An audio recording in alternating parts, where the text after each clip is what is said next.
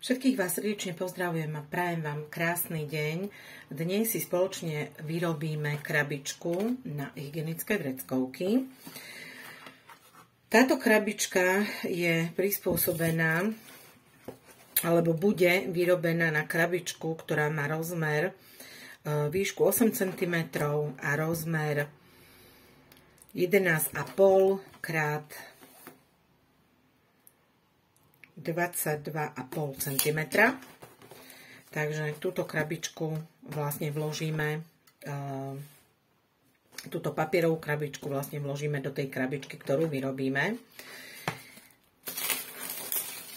Na výrobu tejto krabičky potrebujete takúto pomôcku alebo takýto komponent. Skladá sa zo 4 častí. Je to spodná časť a vrchná časť. Čiže toto vlastne bude na vrchu tej krabičky.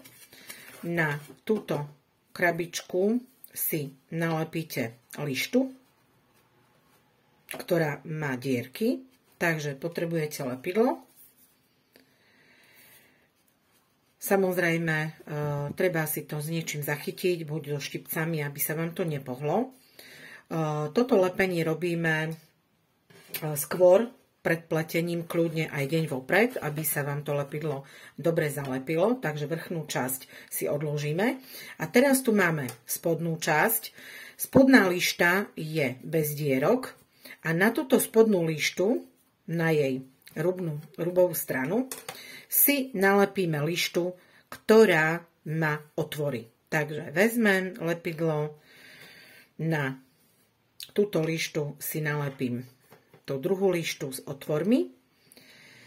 A keď už mám vlastne tú lištu prilepenú a samozrejme to lepidlo je už dobre zatuhnuté, tak si do tých otvorov prilepím osnovy.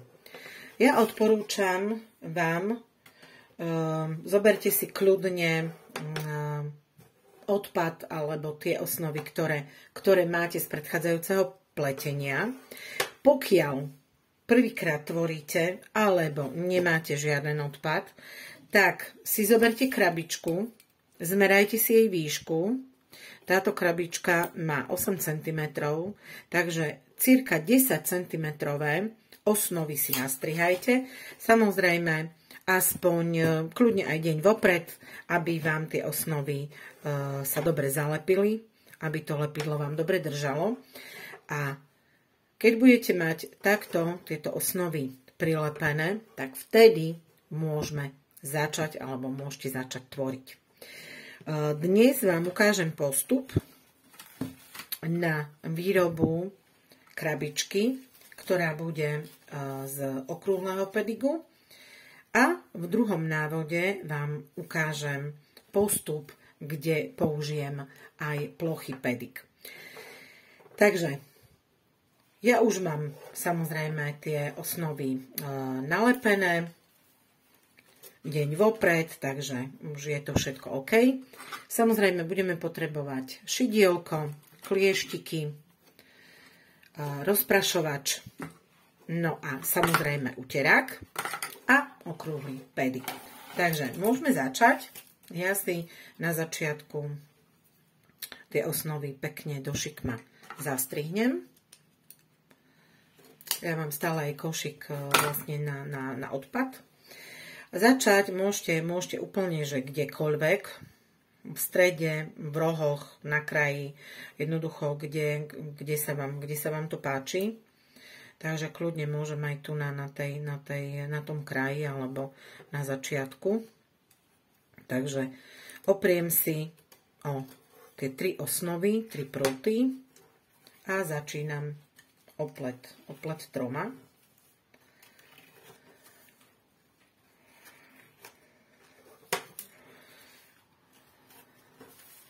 Ak budete tento návod robiť s papierovými ruličkami, tak kľudne si ten prvý riadok podlepte. To znamená, že keď robím prvý riadok, tak pekne si tu aplikujem dookola lepidlo, aby sa mi tá papierová rulička pekne prilepila.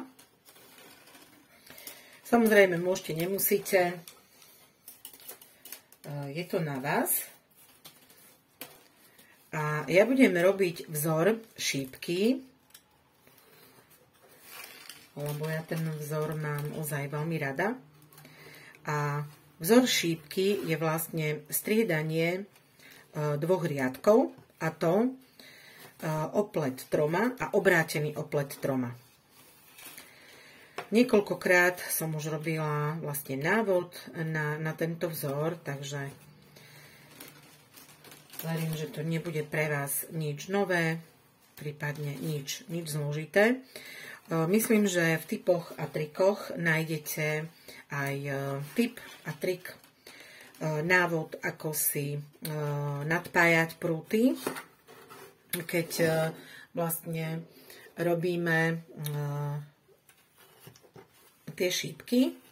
Tam je to nadpájanie troška iné, takže si to potom na tomto kanáli YouTube Majka Miškovičová nájdete, popozerajte si tam, je tam niekoľko tých typov trikov. Takže prvý riadok idem oplet troma a druhý riadok idem obrátený oplet troma.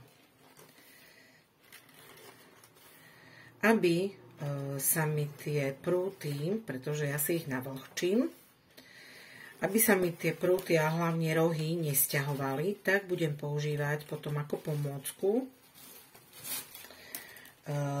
lištu.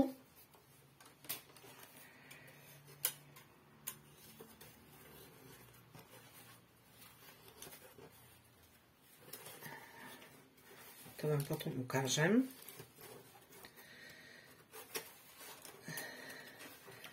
Takže potom to nalepenie tej vrchnej lišty na tú vrchnú časť si nechajte na neskôr.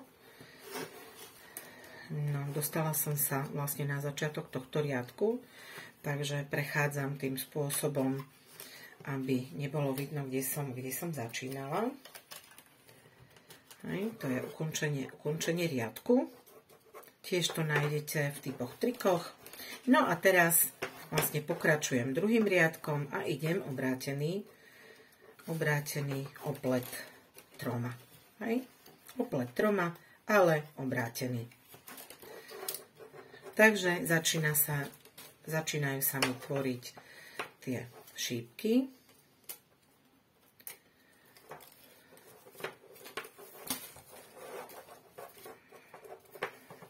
A ja takto budem pokračovať vlastne ďalej do určitej výšky.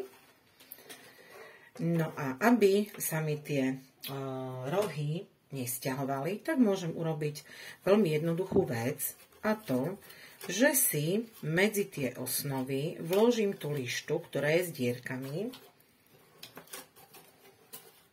Hej. A do týchto rohov si vlastne vložím tie osnovy. Aj tie, ktoré sú v rohoch. Môžete si ich kľudne aj skrátiť na tých 10 cm. Ja to takto zvyknem nechávať. Hej. Tieto osnovy si dáte vonku. Všetky osnovy pôjdu okolo lišty z vonkajšej strany. Len tieto rohové si vložíte do tých dierok. Čiže všetky osnovy budú z vonkajšej strany.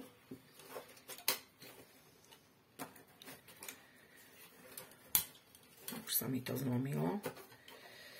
To nevadí, to sa dá potom vymeniť.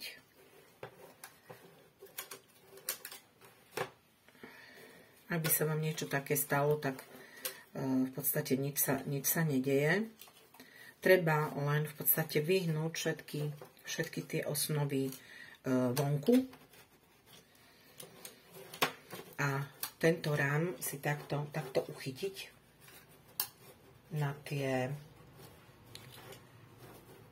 tie rohové osnovy. Čiže tento rám si dám takto a on mi zabezpečí, že tá krabička bude pekne rovno.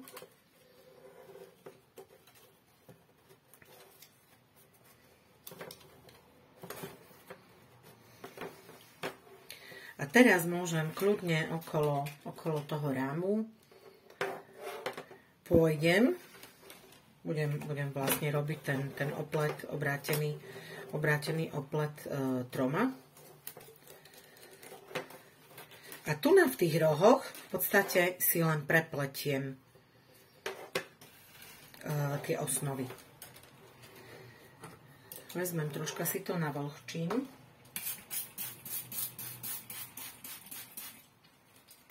Tie osnovy, aby neboli úplne suché.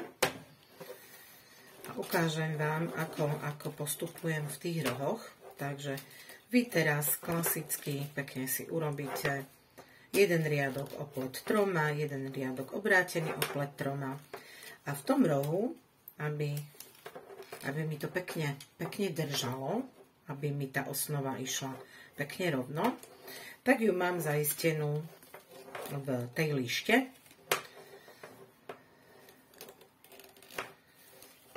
A teraz v podstate len vezmem a poza tú osnovu prevlečiem ten prúd, ktorým potrebujem opliesť. A tá osnova je stále v tej lište. A pokračujem ďalej. To znamená, že vlastne na tých 4 miestach vy budete obtáčať z vonkajšej strany tie 4 osnovy. A pokračujeme v podstate ďalej. Vám sa urobí takýto pekný vzor šípky a budete v podstate pokračovať stále vyššie a vyššie až do tej výšky. Tam si potom môžete skontrolovať. Ja si vložím tú krabičku dovnútra a kontrolujem si tú výšku toho opletu. Samozrejme, tá krabička má tých 8 cm, takže potrebujem minimálne tých 8 cm vlastne urobiť výšku toho opletu. Takže teraz budete pokračovať ďalej. Vy samozrejme si môžete kľudne zvoliť aj iný vzor, nemusí to byť ten šípkový, kľudne môžete pokračovať aj opletom, klasickým opletom troma. Takže ja idem ďalej s tými šípkami.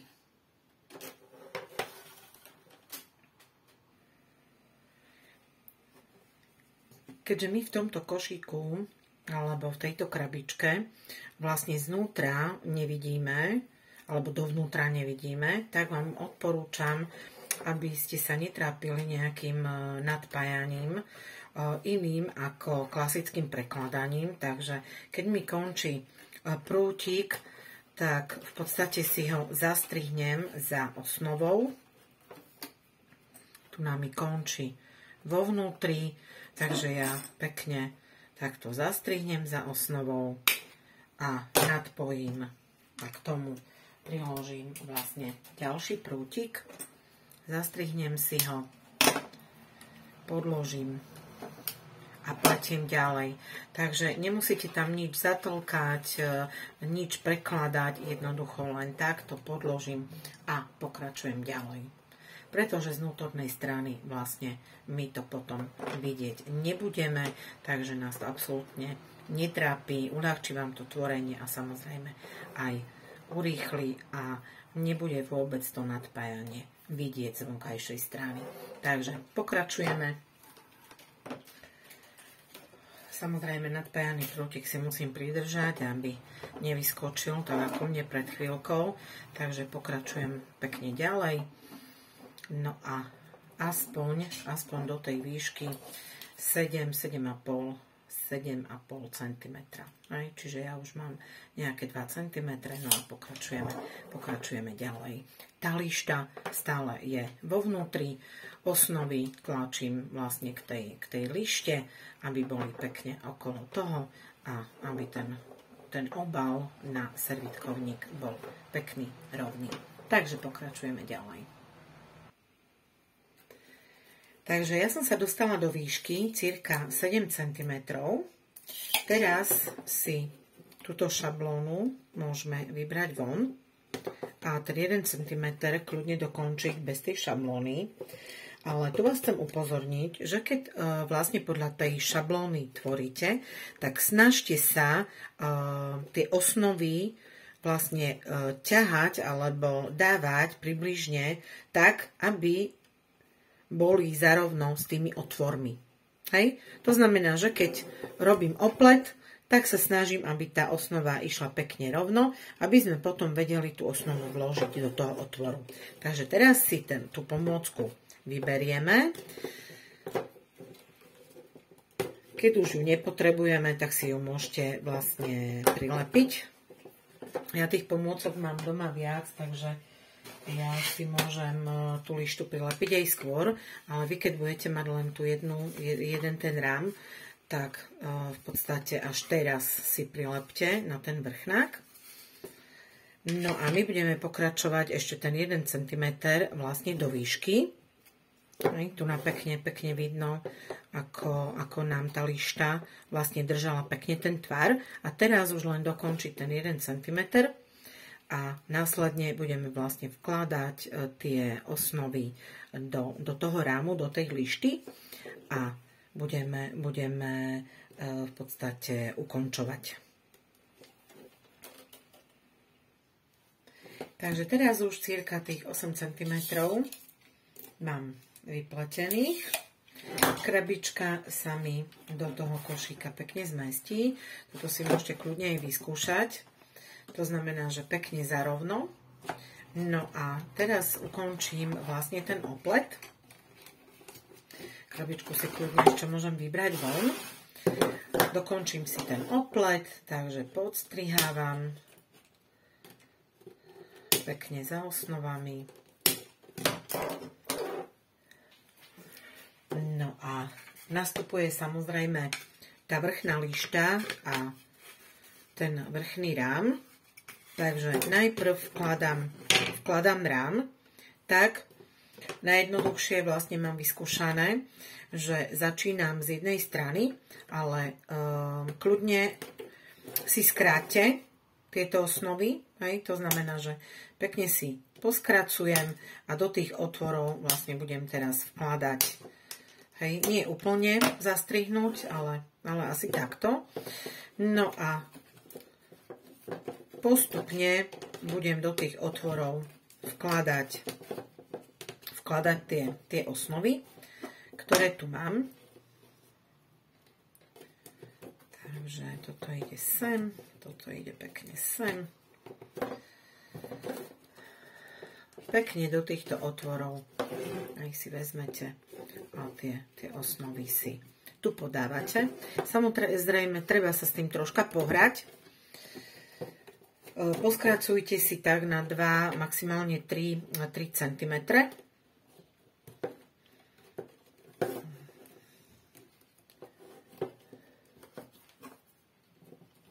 Kľudne aj do šikma, potom sa vám vlastne bude lepšie vkladať do tej lišty.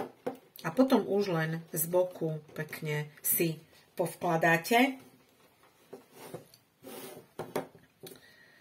Takže pekne teraz túto lištu si nasunieme na tie osnovy.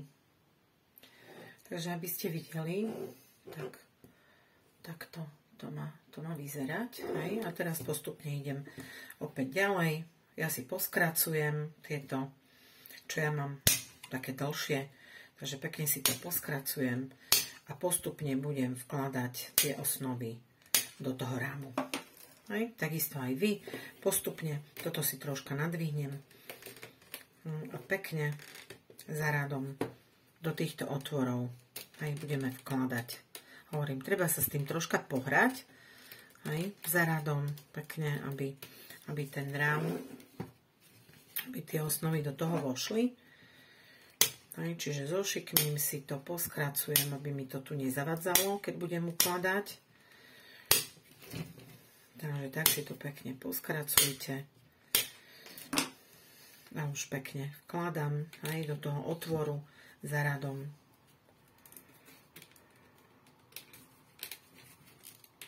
Do tej lišty. Ono je to lepšie, keď je to šikme. Aj troška si to zošikmíte.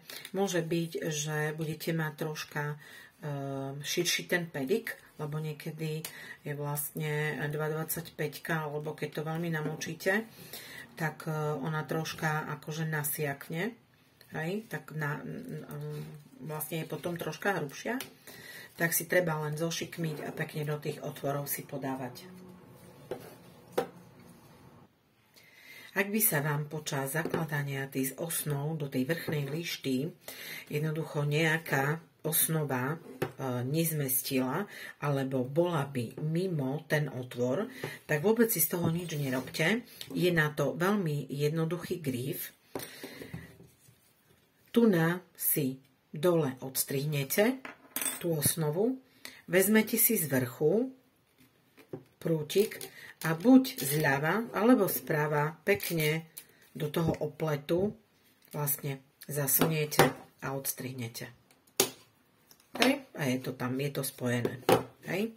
Tu ja som dávala ďalší, takže tu len dovnútra vezmete si šidielko, kľudne so šidielkom prejdete cez ten otvor k tomu opletu a buď z pravej alebo z ľavej strany pekne vložíte z vrchu osnovný prútik, založíte a odstrihnete. Keď už budete mať všetky osnovy takto vložené, tak si ich pekne poodstrihujete. Nechajte ich usušiť.